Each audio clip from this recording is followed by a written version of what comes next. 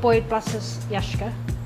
It's a small takeaway where I do lots of delicious salads, takeaway rolls and sandwiches, homemade soups, homemade quiches, homemade sausage rolls.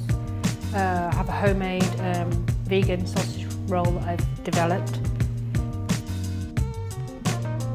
I also have cakes as well, some homemade, not all of them.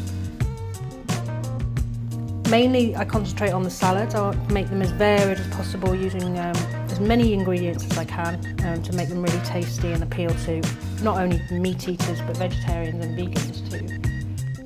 I also use local meat from the butchers next door.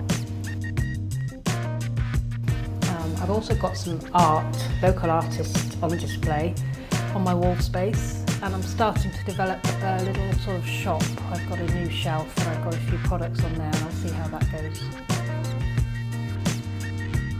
Yeah, I use a Sustainable Way shop around the corner whenever I can, because that's really important. He has a lot of organic ingredients.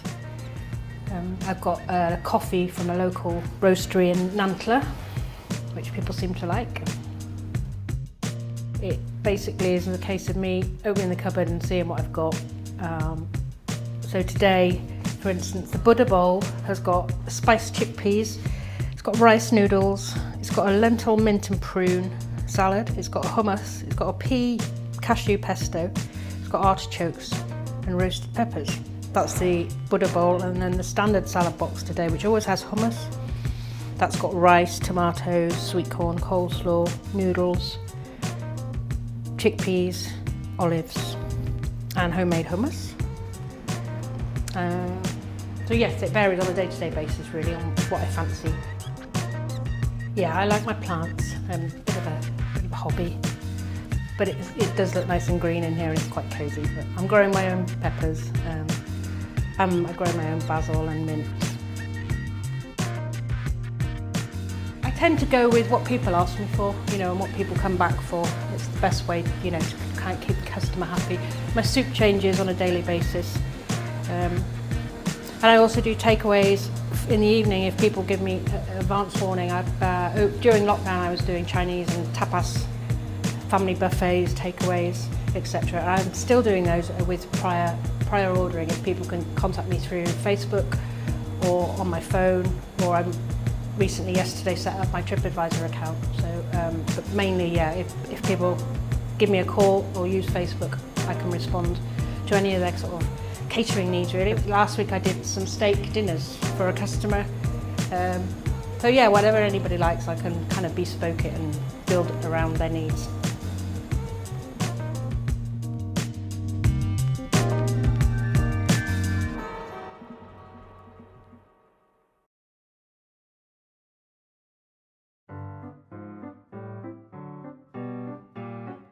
Llwyri wedi agor Llwy De ers mis Mai blwyddyn yma yn ystod lockdown.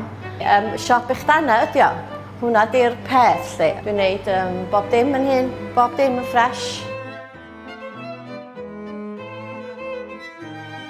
Fel arfer, mae pobl dod yma a gofyn sa'ch chdi trio, sa'ch chdi wneud y disan yma fi. A dyna sydd nes i wneud enghraifft y cheesecake. Fyddai'n wneud afternoon teas, mae hwnnw reis boblogaidd. Buffet, rhywbeth mewn ffordd. Mae hein i gyd y ffresh bob dydd. A dwi'n roed lot allan. Dwi'n licio, fatha enghraifft na lot nhw'n cacena cream yn ffresh bob tro. So be dwi'n wneud, roed rhyw ddwy a gwerthu'r ddwy a rhoi ddwy arall yn i'r lle nhw, lle bod nhw ormod efo ffordd maen nhw'n mynd yn hen ac yn stêl, so well gen i cadw nhw ffresh drwy'r amser lle. Dotha rhywun i siop chydig wsosna nôl, gofyn fi wneud vegan cake, nes i vegan cake bendigedig yn chocolate oedd o. A dwi ar ddall bod nhw wedi troi, nes i'n fach hefyd, 2 fach, a nes i roed o i un y cwsmar oedd yma, a nath nhw'n dweud bod yna wahaniaeth. So bod nhw'n mwynhau y tisan vegan, a ni roed yn 18 o blaen. A ddim mae bechdana'n dod yn hawdd i fi. Dwi wedi gwneud hynna blynyddoedd. O'n i'n mynd rownd cipyn i Nghaernarfon, stalwm o gwerthu'n roedd i Gwenar, o'n i'n neud sausage babs a bethau. Dwi'n neud sausage babs a sausage roll i ordro. Mae sausage roll pobl gwirioni, mae sausage roll yn mynd licio nhw'n oer ac yn gynnas. Dwi'n joio wneud y jam fi yn y cakes. Dwi'n neud strawberry jam, a hwnnw lyflu da. A mae raspberry jam yn neis. A dwi'n mynd i neud rwbob jam, dwi'n mynd i cael fi rwbob fydd yma. So dwi'n wedi gwneud rhywbeth jam. O, mae yna tisan crumble yn cwcio yna, so dwi eisiau thynnu hi allan. O, mae hon wedi gwneud yn lyflu. Waw. Dwi'n meddwl na werthu hon, dwi'n bita hon yn hyn.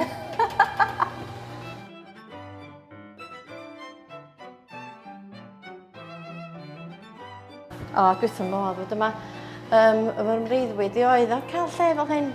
A dyna dwi wedi trio stalwm wneud rhyw bethau, gwerthu brechdanna, neu wneud pethau o adra. A digwydd gweld y lle nes i ar werth blwyddyn dwytha. A dyna fo, dwi wedi prynu'r lle bach del yma mis Awst dwytha. A di bildio efo slo bach ar hynna. A dwi wrth y modd yma. Dwi'n mynd teimlo bod fi'n gweithio. Dwi wedi dweud bob dim da. Te, coffi o'r dim da.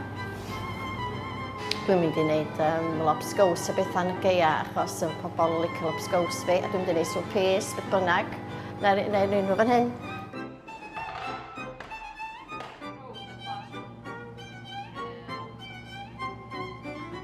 Gret yma. Dwi'n sy'n modd, wedi gwir. Mae'n wneud yn aml. Lot o weithiau.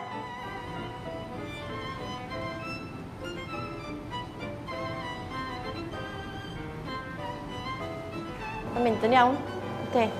A bwriad ydy cario ymlaen am byth.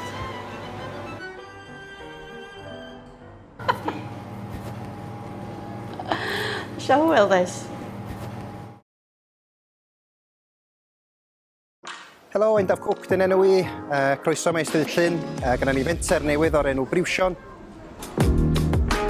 Da ni'n gwneud cynnyrch lleol yma, brechdanna, i tatws drwy chrwyn, da ni'n gwneud paninis, te a coffi, a wrth gwrs digon o ddewis o teisys.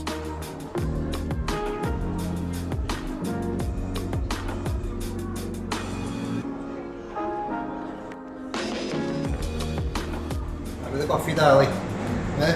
Crema da o. Wrth gwrs, da ni'n gwneud bwyd i fynd, ac wrth gwrs gan i le i fita i fewn. Da ni'n gallu eistedd i fyny at 30 o bobl.